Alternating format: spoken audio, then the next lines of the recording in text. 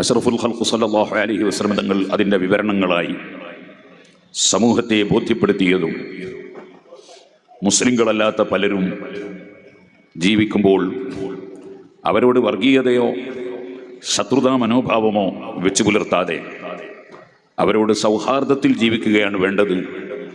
പരിശുദ്ധ ഖുർആനിൽ നേരത്തെ ഞാൻ സൂചിപ്പിച്ചിട്ടുണ്ട്, 70-ലധികം സ്ഥലങ്ങളിൽ മക്കയിൽ എല്ലാ മർദ്ദനങ്ങളും അനുഭവിച്ച് ജീവിക്കുന്ന സമയത്ത് അവിടെയുള്ള മുസ്ലിങ്ങളല്ലാത്ത ശത്രുക്കളായിരുന്ന കക്ഷികൾ, എല്ലാ അമുസ്ലിമീങ്ങളും മുസ്ലിങ്ങളുടെ ശത്രുക്കൾ അല്ല, അന്നുമല്ല ഇന്നുമല്ല ഒരിക്കലുമല്ല. മദീനയിലേക്ക് പലായനം ചെയ്തതിൻ്റെ പശ്ചാത്തലം തന്നെ ലോകത്തുള്ള എല്ലാവർക്കും അറിയാം. സ്വന്തം വീട്ടിൽ കിടന്നുറങ്ങുമ്പോൾ തലവെട്ടിക്കളയാൻ 4 ഭാഗത്തും യുവാക്കളെ സജ്ജരാക്കി വെച്ചപ്പോഴാണ് അവിടെ നിന്ന് ഇറങ്ങി മദീനയിലേക്ക് യാത്ര പോയത്. മദീനയിലെത്തിയപ്പോൾ വളരെ സന്തോഷത്തോടുകൂടെ മദീന നിവാസികൾ തലഅൽ ബദ്റു എന്ന പദ്യം ചൊല്ലി നബി സല്ലല്ലാഹു അലൈഹി വസല്ലമയെ സ്വീകരിച്ചു. പ്രതിപക്ഷമില്ലാത്ത ഭരണാധികാരിയായി മദീന നിവാസികൾ നബി സല്ലല്ലാഹു അലൈഹി വസല്ലം തങ്ങളെ അംഗീകരിച്ചു. അവിടെ മുസ്ലിങ്ങളും അമുസ്ലിങ്ങളും ജീവിക്കുന്നുണ്ട്. എല്ലാവർക്കും ഭരണാധികാരിയായ രാഷ്ട്രത്തലവനായി മുഹമ്മദ് റസൂലുള്ളാഹി സ്വല്ലല്ലാഹു അലൈഹി വസല്ലം. ആ മദീനയെ ആക്രമിക്കാൻ മക്കയിലുണ്ടായിരുന്ന ശത്രുക്കൾ 400-ലധികം കിലോമീറ്റർ സഞ്ചരിച്ചു കൊണ്ടാണ് അവർ സജ്ജരായി വന്ന് ബദർ യുദ്ധം നടന്നത്. ഞാൻ അതിലേക്ക് ഇപ്പോൾ കടക്കുന്നില്ല. പറഞ്ഞു വന്നത്, ആ സമയത്ത് പരിശുദ്ധ ഖുർആനിൽ യുദ്ധ സാഹചര്യങ്ങളിൽ ഇറങ്ങിയ കുറെ ഖുർആനിലെ സൂക്തങ്ങൾ ഉണ്ട്. പരിശുദ്ധ ഖുർആൻ നോക്കിയാൽ മദ്യത്തെ സംബന്ധിച്ച് 2-3 വിധത്തിലുള്ള ഖുർആൻ അധ്യാപനങ്ങൾ കാണാം. ഒന്ന്, ഇന്നമൽ ഖംറു വൽ മൈസിറു വൽ അൻസാബു വൽ അസ്ലാമു റിജ്സും മിൻ അമലി ശൈത്താൻ. മദ്യം മ്ലേച്ഛമാണ്, മാലിന്യമാണ്, അതിലേക്ക് അടുക്കാൻ പാടില്ല എന്ന് പറയുന്നതാണ്. അത് തന്നെയാണ് ഇസ്ലാമിന്റെ എന്നും നിലനിൽക്കുന്ന നിയമം. പക്ഷേ ഖുർആനിൽ മറ്റു ചില സ്ഥലങ്ങളിൽ യസ്അലൂനക അനിൽ ഖംരി വൽ മൈസിർ ഖുൽ ഫീഹിമാ ഇസ്മുൻ കബീറുൻ വമനാഫിഉ ലിന്നാസ്. മദ്യത്തിൽ കുറെയൊക്കെ ഉപകാരങ്ങളുണ്ട് ചോദിക്കുന്നവരോട് പറയാൻ. മദ്യത്തിൽ കുറച്ച് ഉപകാരങ്ങളുണ്ട്, വശങ്ങളുണ്ട്. അങ്ങനെയും ഖുർആനിൽ ഒരു സൂക്തമുണ്ട്. മറ്റൊരു സ്ഥലത്ത് ലാ തഖറബു സ്വലാത്ത വഅൻതും സുക്കാറ, നിങ്ങൾ മദ്യപിച്ചുകൊണ്ട് നിസ്കാരത്തിലേക്ക് അടുക്കരുത്, അങ്ങനെയുമുണ്ട്. ഇതൊക്കെ ആദ്യകാലത്ത് ഇറങ്ങിയ സൂക്തങ്ങളാണ്. അവസാനം ഇറങ്ങിയതാണ് തീരെ മദ്യത്തിലേക്ക് അടുക്കാൻ പാടില്ല എന്ന സൂക്തം. ഇത് 3ഉം ഖുർആനിൽ ഇന്നും നിലവിലുണ്ട്, ഉണ്ടാകണം. അതൊക്കെ പാരായണം ചെയ്താൽ പ്രതിഫലം കിട്ടുന്നതാണ്. അതിന്റെ പ്രതിഫലം നഷ്ടപ്പെട്ടാൽ പറ്റൂലല്ലോ. പക്ഷേ ഇതിൽ നിന്ന് ഏതാണ് ആദ്യം വന്നത്, പിന്നീട് വന്നത്, അവസാനം വന്നത്, ഇത് വേർതിരിച്ചറിയാൻ കഴിയാത്തവർ ഖുർആൻ കൈകാര്യം ചെയ്താൽ മദ്യത്തിൽ കുറെ ഉപകാരവുമുണ്ടെന്ന് ഖുർആനിലുണ്ടല്ലോ എന്ന് വേണമെങ്കിൽ ഒരാൾക്ക് വാദിക്കാൻ അവസരമുണ്ടാകും. ഇതേപോലെ ഖുർആനിൽ ധാരാളമുണ്ട്. ഇതുപോലെ പരിശുദ്ധ ഖുർആനിൽ ചില സ്ഥലങ്ങളിൽ നമ്മൾ നോക്കുമ്പോൾ ഉഖ്തുലു ഖാതിലു ഇങ്ങനെയുള്ള ചില വാചകങ്ങളുണ്ട്. പോരാടുക, വധിക്കുക എന്നൊക്കെയാണ് അതിന് അർത്ഥം. അവിടെ അൽ മുശ്രിക്കീൻ എന്നാണ് ഖുർആൻ പ്രയോഗിച്ച പ്രയോഗം. അതിന്റെ അർത്ഥം എന്താണ്? പലരും പരിഭാഷ എഴുതിയിട്ടും പ്രസംഗിച്ചിട്ടും അതിന്റെ യഥാർത്ഥ അർത്ഥം മാറ്റി പറഞ്ഞു. അതുകൊണ്ട് പലരും തെറ്റിദ്ധരിക്കാൻ കാരണമായി. അൽ മുശ്രിക്കീൻ എന്നതിന്റെ അർത്ഥം ബഹുദൈവ വിശ്വാസികൾ എന്നല്ല.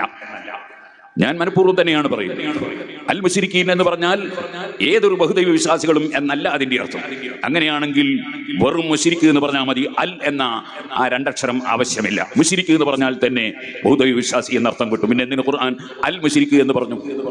അൽ മുശ്രിക്കീൻ എന്ന് ഖുർആൻ പറഞ്ഞതിനർത്ഥം ആ അക്രമികളും ദ്രോഹികളും നിങ്ങളോട് യുദ്ധത്തിന് വരുന്നവരും നിങ്ങളോട് ശത്രുത വെക്കുന്നവരും നിങ്ങളെ ക്രൂശിക്കുന്നവരുമായ ആ മുശ്രിക്ക് എന്നാണ്. അബൂജഹൽ, ഉത്ബത്ത്, ശൈബത്ത് തുടങ്ങിയവർ അത്തരക്കാരാണ്. അതുകൊണ്ടാണ് അൽ എന്ന പ്രയോഗം ഖുർആൻ പ്രയോഗിച്ചിട്ടുള്ളത്. പക്ഷേ ഖുർആനിന് ശരിയായ അർത്ഥം പറയുന്നതിന് പകരം അതിനെ ഓരോരുത്തരുടെയും കാര്യലാഭത്തിന് വേണ്ടി ഉപയോഗിക്കാൻ ഉദ്ദേശിച്ചവരും ഖുർആനിനെ തെറ്റിദ്ധരിപ്പിക്കുന്നവരും അവിടെ ബഹുദൈവ വിശ്വാസികൾ എന്നോ അവിശ്വാസികളെന്നോ അർത്ഥം പറഞ്ഞെങ്കിൽ ആ അർത്ഥം തെറ്റാണ്. ഖുർആൻ അതിനൊരിക്കലും ഉത്തരവാദി അല്ല. അർത്ഥം തെറ്റിച്ച് പറഞ്ഞവരാണ് ഉത്തരവാദി. പരിശുദ്ധ ഖുർആൻ അതുകൊണ്ടാണ് പ്രത്യേകം പറഞ്ഞത്, ലാ യൻഹാകുമുല്ലാഹു അനിൽ ലദീന ലം യുഖാതിലുക്കും ഫിദ്ദീൻ. നിങ്ങൾ ഒരു മതം വിശ്വസിച്ചതിന്റെ പേരിൽ നിങ്ങളോട് പോരാട്ടത്തിന് വരാത്ത അമുസ്ലിമീങ്ങൾ വലം യുഖ്രിജൂകും മിൻ ദിയാരിക്കും, നിങ്ങളെ നാടുകളിൽ നിന്നും വീടുകളിൽ നിന്നും അടിച്ചു പുറത്താക്കാത്ത മുസ്ലിം സഹോദരന്മാർ, അൻ തബറൂഹും, അവർക്ക് നിങ്ങൾ ഗുണം ചെയ്തു കൊടുക്കുക, അവർക്കും ഉപകാരം ചെയ്യുക. അത് പടച്ചവൻ വിരോധിക്കുന്ന കാര്യമല്ല. അവരോട് നീതി പുലർത്തുന്നതും അവരുടെ അവകാശം വകവെച്ചു കൊടുക്കുന്നതും പടച്ചവൻ വിരോധിക്കുന്ന കാര്യമല്ല. ഇന്നല്ലാഹ യുഹിബ്ബുൽ മുഖ്സിതീൻ, നീതി പുലർത്തുന്നവരെ ഇഷ്ടപ്പെടുന്നവനാണ് അല്ലാഹ്. ഇത് പരിശുദ്ധ ഖുർആനിലുള്ളതാണ്.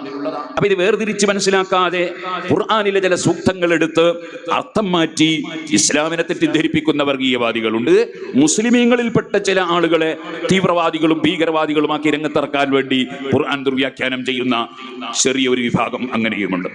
ഇത് രണ്ടിലും മുസ്ലിമീങ്ങളും പെട്ടുപോകരുത്, അമുസ്ലിമീങ്ങളും പെട്ടുപോകരുത്. ഖുർആനിന്റെ ശരിയായ വ്യാഖ്യാനം പഠിച്ചവർ നബി സല്ലല്ലാഹു അലൈഹി വസല്ലം തങ്ങളും അവിടുത്തെ സഹാബികളും അവിടുത്തെ പിൻഗാമികളും അങ്ങനെ തുടർന്നു കൊണ്ടിരിക്കുന്ന യഥാർത്ഥ മുസ്ലിമീങ്ങളായ അവർക്കാണ് സുന്നി മുസ്ലിമീങ്ങൾ എന്ന് പറയുന്നത്. അവരാണ് ഖുർആനിന്റെ ശരിയായ ആശയം പഠിച്ചവർ. അതുകൊണ്ടാണ് സാമൂതിരി രാജാവ് രാജ്യം ഭരിക്കുമ്പോൾ നമ്മുടെ കേരളത്തിൽ പ്രവർത്തിച്ച വലിയ വലിയ ഉലമാക്കൾ, പണ്ഡിതന്മാർ, അവർ അമുസ്ലിം സഹോദരനായ രാജാവ് രാജ്യം ഭരിക്കുമ്പോൾ അവർ ഈ രാജ്യത്ത് അവരുടെ മതപരമായ കർമ്മങ്ങൾ നിർവഹിച്ചുകൊണ്ട് രാജാവുമായി സഹകരിച്ചുകൊണ്ട് തന്നെയാണ് ജീവിച്ചിട്ടുള്ളത്. അവിടെ ഒരു അമുസ്ലിം സഹോദരനാണ് ഈ രാജ്യം ഭരിക്കുന്നത് എന്നതുകൊണ്ട് നമ്മുടെ മതപരമായ കർമ്മങ്ങളൊന്നും നമുക്ക് ഭരണമില്ലെങ്കിൽ നടത്താൻ കഴിയില്ല എന്ന് പറയുന്ന ആശയം മുൻകാലത്തുള്ള ഒരു പണ്ഡിതനും ഇവിടെ പറഞ്ഞിട്ടുമില്ല, പ്രാവർത്തികമാക്കിയിട്ടും ഇല്ല. സൗഹാർദ്ദം നിലനിർത്തിയാണ് ജീവിച്ചു വന്നത്. അതേ നിലപാട് സ്വീകരിക്കുന്നവർക്കാണ് സുന്നി മുസ്ലിമീങ്ങൾ എന്ന് പറയുന്നത്. ആ സുന്നി മുസ്ലിമീങ്ങൾക്കുള്ള ശരിയായ ആശയം എന്താണെന്ന് സമൂഹത്തിന് അന്ത്യനാൾ വരെ പഠിപ്പിച്ചു കൊടുക്കാനുള്ള നല്ല ത്രാണമുള്ള പണ്ഡിതന്മാർ ഇവിടെ ഉണ്ടാകണം. ആ പണ്ഡിതന്മാരെ വാർത്തെടുക്കുകയാണ് യഥാർത്ഥത്തിൽ നമ്മുടെ സ്ഥാപനങ്ങളെല്ലാം ചെയ്യുന്നത്. ഇവിടെയും ഈ സ്ഥാപനം നിർവഹിക്കുന്ന വലിയ ഒരു ദൗത്യം അതാണ്. ഇതേപോലെ പരിശുദ്ധ ഖുർആൻ ദുർവ്യാഖ്യാനം മുഹമ്മദ് നബി സല്ലല്ലാഹു അലൈഹി വസല്ലം തങ്ങളെ ഇകഴ്ത്തി സംസാരിക്കുന്നവർ ഉണ്ട്. ഉദാഹരണത്തിന് മുഹമ്മദ് നബി സല്ലല്ലാഹു അലൈഹി വസല്ലം കേവലം നമ്മൾ ഒരു മനുഷ്യനായിരുന്നു എന്ന് ജമാഅത്തെ ഇസ്ലാമി വാദിക്കുന്നു. ആ വാദം തെറ്റാണ്. അതേപോലെ മുജാഹിദുകൾ വാദിക്കുന്നു. ആ വാദം തെറ്റാണ്. പരിശുദ്ധ ഖുർആൻ യാ നിസാ അൻ-നബി ലസ്തുന്ന കഅഹദിൻ മിനൻ നിസാ, നബിയുടെ ഭാര്യമാരെ നിങ്ങൾ തന്നെ സാധാരണ സ്ത്രീകളെ പോലെ അല്ല എന്ന് വ്യക്തമായി ഖുർആൻ പറഞ്ഞിട്ടുണ്ട്. എന്താണ് ആ ഭാര്യമാർക്കുള്ള പ്രത്യേകത? മുഹമ്മദ് നബി സല്ലല്ലാഹു അലൈഹി വസല്ലം തങ്ങളുടെ ഭാര്യമാരായി എന്നതാണ്. അതുകൊണ്ട് ഖുർആൻ പറയാൻ ലസ്തുന്ന കഅഹദിൻ മിനൻ നിസാ, നിങ്ങൾ വേറെ ഒരു സ്ത്രീകളെ പോലെ അല്ല, നിങ്ങൾക്ക് പ്രത്യേകതയുണ്ട്. അപ്പൊ മുഹമ്മദ് നബി സല്ലല്ലാഹു അലൈഹി വസല്ലം തങ്ങളെ സംബന്ധിച്ച് കേവലം ഒരു സാധാരണ മനുഷ്യനാണ് എന്ന് ഖുർആനിൽ ഒരു സ്ഥലത്തും പറഞ്ഞിട്ടില്ല. മുഹമ്മദ് നബിയുടെ ഹദീസ് സല്ലല്ലാഹു അലൈഹി വസല്ലം അവിടുത്തെ ഹദീസിലും ഇല്ല. മറിച്ച് ഇന്നി ലസ്തു കഅഹദിൻ മിൻകും, ഞാൻ നിങ്ങളിൽ ഒരാളെ പോലെയും അല്ല എന്ന് പറഞ്ഞതാണ് ഇമാം ബുഖാരി റിപ്പോർട്ട് ചെയ്ത ഹദീസിലുള്ളത്. ഖുർആനിന്റെ വിവരണം നന്നായി അറിയുന്ന വ്യക്തി മുഹമ്മദ് നബി സല്ലല്ലാഹു അലൈഹി വസല്ലം തങ്ങളാണ്. ആ മുഹമ്മദ് നബിയുടെ വിവരണം സ്വീകരിക്കാൻ ജമാഅത്തെ ഇസ്ലാമി അതിന് തയ്യാറായില്ല.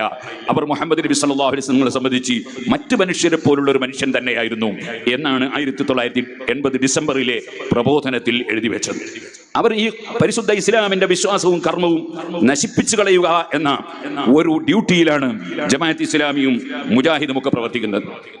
ഇവിടെ നിങ്ങൾ നോക്കൂ, ഈ മുൻനിരയിൽ കാണുന്ന കുറെ ആളുകൾ തങ്ങന്മാരാണ്. തങ്ങന്മാർ എന്ന് നമ്മൾ പറയുന്നത് ആർക്കാണ്?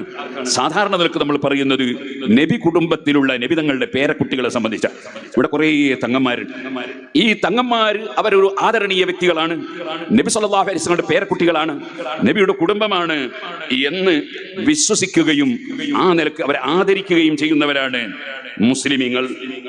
എന്നാൽ അങ്ങനെ ഒരു ഏർപ്പാടേ ഇല്ല. അങ്ങനെ തങ്ങന്മാർ എന്ന് പറഞ്ഞാൽ നബിയുടെ കുടുംബത്തിന് ഒരു ബഹുമാനവും ഇല്ല എന്ന് പറയുന്നവരാണ് മുജാഹിദുകൾ.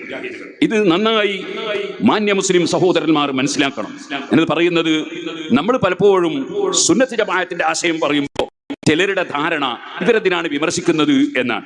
നമ്മൾ വിമർശിക്കുകയല്ല, നമ്മളെ വിമർശിക്കപ്പെടുമ്പോൾ അതിനെ തടുക്കുകയാണ്. നിങ്ങൾ ആലോചിച്ച് നോക്കൂ, ഇത് മുജാഹിദിന്റെ ഒരു വാരികയാണ്.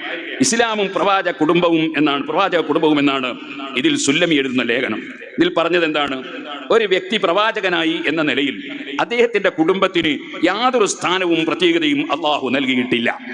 അപ്പൊ നബി സല്ലല്ലാഹു അലൈഹി വസല്ലം കുടുംബത്തിന് യാതൊരു പ്രത്യേകതയും ഇല്ല. ഇനി നിങ്ങൾ കേൾക്കൂ, ഇതിൽ പറയാണ് പ്രവാചകന്മാരുടെ കുടുംബത്തിന് അള്ളാഹുവിന്റെ അടുക്കൽ യാതൊരുവിധ പരിഗണനയും ഇല്ല. ഇനിയും കേട്ടോളൂ, ഇതിൽ തന്നെ പറയാൻ നബി സല്ലല്ലാഹു അലൈഹി വസല്ലമയുടെ മാതാപിതാക്കളും മറിച്ചല്ല, അവർക്കും പ്രത്യേകതയില്ല.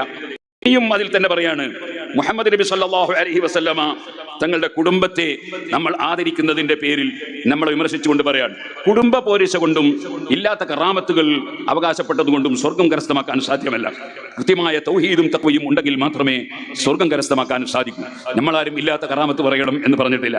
ഒരാൾക്ക് ഈമാനും തഖ്വയും ഇല്ലെങ്കിൽ അദ്ദേഹത്തിന് സ്ഥാനമുണ്ടെന്ന്, അബൂലഹബിന് സ്ഥാനമുണ്ടെന്ന് നമ്മളാരും ആ വകയിൽ പറഞ്ഞിട്ടുമില്ല. എന്നാൽ ശേഷം പറയുന്നത് കേട്ടോളൂ, തങ്ങൾ എന്ന് പറഞ്ഞാൽ നബി കുടുംബത്തിൽപ്പെട്ട വ്യക്തിയാണ് എന്നാണ് ധാരണ. അതേ അവസരത്തിൽ നബി ജനിക്കുകയും വർഷങ്ങളോളം ജീവിക്കുകയും ചെയ്ത മക്കയിലും മദീനയിലും ഒരു തങ്ങളും നിലവിലില്ല എന്നതാണ് വസ്തുത. കേരളത്തിൽ മാത്രമാണ് തങ്ങന്മാർ നിലകൊള്ളുന്നത്. ഉണ്ടെങ്കിൽ അത് കാണേണ്ടത് മക്കയിലും മദീനയിലുമാണ്. ഇത്തരം തങ്ങന്മാരിൽ നിന്നും ഹൈർ ഉദ്ദേശിച്ചുകൊണ്ടും ചില ഷെറുകൾ നീങ്ങിക്കെട്ടാൻ വേണ്ടിയും അവരുടെ കൈകൾ മുത്താറുണ്ട്. അത് ശിർക്കാണ്. തങ്ങന്മാരെ കണ്ടാൽ നമ്മൾ കൈപിടിച്ച് ചുംബിക്കും. അത് ശിർക്കാണ്. ശിർക്ക് എന്ന് പറഞ്ഞാൽ ബഹുദൈവ വിശ്വാസമാണ്. ഇസ്ലാം എന്ന് പുറത്തു പോകുന്ന സംഗതിയാണ്. അവർ വിഗ്രഹാരാധന പോലെയുള്ള ഒരു പരിപാടിയാണ്. അപ്പൊ തങ്ങന്മാരുടെ കൈപിടിച്ച് ചുംബിച്ചാൽ ഒരാൾ ഇസ്ലാം എന്ന് പുറത്തു പോകും. ഇത് മുജാഹിദിന്റെ ആശയമാണ്. ഇന്ന് വരെ ഒരു മുജാഹിദ് മൗലവിയും ഈ ആശയത്തെ എതിർത്തുകൊണ്ട് സംസാരിച്ചിട്ടില്ല. ഇനി ഒന്നും കൂടി ഞാൻ വായിച്ചു കേൾപ്പിക്കട്ടെ, ഇതൊക്കെ ജനങ്ങൾ അറിയണ്ടേ. നബി സല്ലല്ലാഹു അലൈഹി വസല്ലം കുടുംബം ചരിത്രപരമായി നിലവിലില്ല. നബിയുടെ കുടുംബം ചരിത്രപരമായി നിലവിലില്ല. ഈ ലേഖകൻ പ്രസ്തുത സംശയം തീർക്കാൻ ഒരിക്കൽ കെ.എം. മൗലവിയുടെ മകനും മദീന യൂണിവേഴ്സിറ്റിയിലെ പ്രൊഫസറും പ്രമുഖ പണ്ഡിതനും മുഫ്തിയുമായിരുന്ന മർഹൂം അബ്ദുസ്സമദ് അൽ ഖാത്തിബിനെ സന്ദർശിക്കുകയുണ്ടായി. തിരൂരങ്ങാടി സ്വദേശിയും മർഹൂം ബാഫക്കി തങ്ങളുമായി വളരെ അടുപ്പമുള്ള വ്യക്തിയുമായിരുന്നു അദ്ദേഹം. തങ്ങൾ എല്ലാ വർഷവും ഹജ്ജിന് പോയിരുന്നു. അപ്പോഴൊക്കെ അദ്ദേഹം 2 ദിവസത്തോളം കാത്തിബിന്റെ അതിഥിയായിരിക്കും. എന്റെ സംശയത്തിന് മറുപടിയായി കാത്തിബ് പറഞ്ഞത് ഇപ്രകാരമാണ്: നിങ്ങൾ ചോദിച്ച ഇതേ ചോദ്യം ഞാൻ ബാഫക്കി തങ്ങളോട് തന്നെ നേരിൽ ചോദിച്ചു. തങ്ങൾ മറുപടി പറഞ്ഞത് ഇപ്രകാരമാണ്: ഞങ്ങൾ നബി സല്ലല്ലാഹു അലൈഹി വസല്ലമയുമായി ബന്ധമൊന്നും ഇല്ല. ഞങ്ങളുടെ പൂർവികർ ഇറാനിൽ നിന്ന് വന്ന ഷിയാക്കളാണ്. അവർ കേരളത്തിൽ നിന്ന് ഷാഫി മദ്ഹബ് സ്വീകരിക്കുകയാണ് ഉണ്ടായത്. മറ്റൊരു വിഭാഗം യമനിൽ നിന്നും വന്ന അറബികളാണ്. ഇനി നബി കുടുംബത്തിന് സയ്യിദ് എന്നൊരു പേര് ഇല്ല. നബിക്കോ നബിയുടെ കുടുംബത്തിൽപ്പെട്ടവർക്കോ സയ്യിദ് എന്നോ തങ്ങളെന്നോ പേരുകൾ നൽകപ്പെട്ടതായി ഖുർആനിലോ ഹദീസിലോ വന്നിട്ടില്ല. നിങ്ങൾ ആലോചിക്കണം. അപ്പൊ തങ്ങൾ ബാഫക്കി തങ്ങൾ തന്നെ പറഞ്ഞു പോലെ ഞങ്ങൾ ഷിയാക്കളാണ്, ഞങ്ങൾ നബി കുടുംബമായിട്ട് ബന്ധമൊന്നുമില്ല.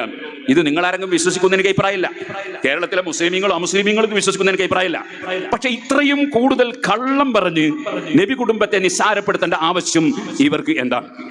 നിങ്ങൾ ആലോചിച്ച് നോക്കും. ഒറ്റക്കെട്ടായി ജീവിക്കുന്ന മുസ്ലിമീങ്ങളെ, അവരുടെ വിശ്വാസങ്ങളെ ചോദ്യം ചെയ്ത് തകർത്തു കളയുകയും അതോടുകൂടി അമുസ്ലിം സഹോദരന്മാരെ കൂടി തെറ്റിദ്ധരിപ്പിക്കുകയുമാണ് ഇവർ ചെയ്തുകൊണ്ടിരിക്കുന്നത്. ഇത് തന്നെയാണ് ജമാഅത്ത് ഇസ്ലാമിയുടെ പ്രബോധനം പറയുന്നത്. പ്രബോധനം ഒന്നുകൂടി കടന്നു പറയുന്നുണ്ട്. ഇതിൽ പറയുന്നത് എന്താണ്? ഇതിൽ പറയുന്നത് മുഹമ്മദ് നബി സല്ലല്ലാഹു അലൈഹി വസല്ലമ തങ്ങളുടെ കുടുംബങ്ങളെന്ന നിലക്ക് കൈപിടിച്ച് ചുംബിക്കുന്നതിനെ സംബന്ധിച്ച് ഇതിൽ പറയുന്നത് ഇങ്ങനെയാണ്: അതെ, അറേബ്യൻ ആഭിജാത്യത്തിന്റെ ചിഹ്നങ്ങൾ ഇന്നും മുസ്ലിം സൊസൈറ്റികൾ നഗ്നമായി നിലനിൽക്കും. അറേബ്യയിൽ നിന്ന് ഇതര ദേശത്ത് വരുന്ന ആൾ സയ്യിദും തങ്ങളുമാണ്. അവനെ മറ്റുള്ളവർ ആദരിച്ചാൽ പോരാ, ആരാധിക്കണം. കാണുമ്പോൾ എഴുന്നേറ്റ് നിൽക്കണം. അവന്റെ കൈപിടിച്ച് ചുംബിക്കുക പോലും വേണം എന്ന് പറഞ്ഞിട്ട് പിന്നീട് പറയാൻ ഒരു പദ്യം കൊടുത്തുണ്ട്: ഖത്റുഹാ അജ്മലു മിൻ തിൽക്കൽ ഖുബ്ബലി. ആ കൈ ഛേദിച്ചു കളയുകയാണ് ആ ചുംബനത്തെക്കാൾ ഉത്തമം. അപ്പൊ തങ്ങന്മാരെ കൈപിടിച്ച് ചുംബിക്കല്ല, അത് മുറിച്ചു കളയാണ് വേണ്ടത് എന്നാണ് ജമാഅത്ത് ഇസ്ലാമിയുടെ പ്രബോധനം പുസ്തകം 30 എഴുതിയിട്ടുള്ളത്. സുഹൃത്തുക്കളെ, ഇങ്ങനെ മുസ്ലിം സമുദായത്തിന്റെ വിശ്വാസങ്ങളെ നഷ്ടപ്പെടുത്തുന്ന, ഇല്ലായ്മ ചെയ്യുന്ന, പ്രശ്നം സൃഷ്ടിക്കുന്ന ഇത്തരം പുത്തൻവാദികൾ വരുമ്പോൾ കൃത്യമായി സുന്നത്ത് ജമാഅത്ത് പറഞ്ഞു കൊടുക്കാൻ പറ്റുന്ന പണ്ഡിതന്മാർ ഉണ്ടാകണം. അതിന് ഇത്തരത്തിലുള്ള സ്ഥാപനങ്ങൾ ഉണ്ടാകണം. ഈ കാര്യം മാത്രം ഇവിടെ ഞാൻ സൂചിപ്പിച്ചുകൊണ്ട് നമ്മൾ നമ്മുടെ നേതാക്കളായ ബഹുമാനപ്പെട്ട ശൈഖുനാ സുൽത്താനുൽ ഉലമ കാന്തപുരം ഉസ്താദ്, അല്ലാഹു ദീർഘായുസ്സും ആഫിയത്തും കൊടുക്കട്ടെ, ഈ സമുദായത്തെ കൃത്യമായ ഡയറക്ഷൻ നൽകി നയിക്കാൻ അല്ലാഹു തആല പ്രത്യേകമായ തൗഫീഖ് നൽകിയ മഹാനാണ് ശൈഖുനാ കാന്തപുരം ഉസ്താദ്. അതുകൊണ്ടായിരുന്നു ഇന്ത്യ രാജ്യത്ത് ഒരിക്കൽ ഒരു വലിയ നേതാവ് റിപ്പബ്ലിക് ദിനം ബഹിഷ്കരിക്കണം എന്ന് പറഞ്ഞപ്പോൾ തന്റെ ഇടത്തോടുകൂടെ ഉസ്താദ് അവറുകൾ പറഞ്ഞു: മുസ്ലിങ്ങൾ റിപ്പബ്ലിക് ദിനം ബഹിഷ്കരിക്കുകയില്ല. ഈ നിലക്ക് തന്റെ ഇടത്തോടുകൂടെ നേതൃത്വം കൊടുക്കുന്ന മഹാനായ ശൈഖുനാ കാന്തപുരം ഉസ്താദിന്റെ ശിഷ്യന്മാരും സഹപ്രവർത്തകരുമാണ് ഇന്ന് കേരളത്തിൽ പരിശുദ്ധ അഹ്ലുസ് സുന്നത്തി വൽ ജമാഅത്തിന്റെ ആശയം നിലനിർത്തി കൃത്യമായ വഴിയിലൂടെ സുന്നത്ത് ജമാഅത്തിനെ നയിക്കുന്നത്. അല്ലാഹു സുബ്ഹാനഹു വ തആല ഉസ്താദ് അവറുകൾക്കും മറ്റ് നേതാക്കൾക്കും എല്ലാ പ്രവർത്തകന്മാർക്കും അവരോട് സഹകരിക്കുന്നവർക്കും എല്ലാ നന്മകളും വർദ്ധിപ്പിക്കുമാറാകട്ടെ എന്ന് ദുആ ചെയ്തുകൊണ്ട് ഞാൻ എൻ്റെ വാക്കുകൾ നിർത്തുന്നു. നമ്മുടെ ഈ പരിപാടിയിൽ എത്തിച്ചേർന്ന എല്ലാ നേതാക്കൾക്കും പണ്ഡിതന്മാർക്കും എല്ലാവർക്കും എല്ലാ സാധാരണക്കാർക്കും സർവ്വ നന്മകളും അല്ലാഹു നൽകുമാറാകട്ടെ. വആഖിറു ദഅവാനാ അനിൽ ഹംദുലില്ലാഹി റബ്ബിൽ ആലമീൻ. അസ്സലാമു അലൈക്കും വറഹ്മത്തുള്ളാഹി വബറകാതുഹു.